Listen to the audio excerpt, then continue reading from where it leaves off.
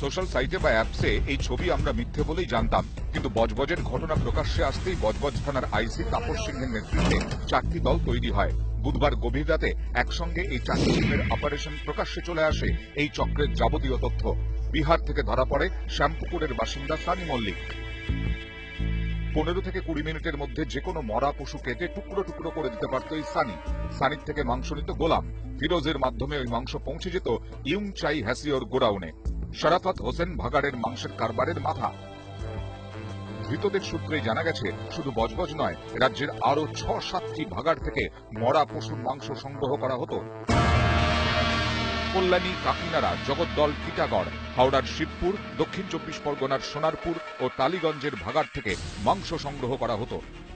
যেভাবে মরা পশুর মাংস আনা হতো বা সংরক্ষণ করা হতো, তাতে পরিকল্পনার ছাপ স্পষ্ট।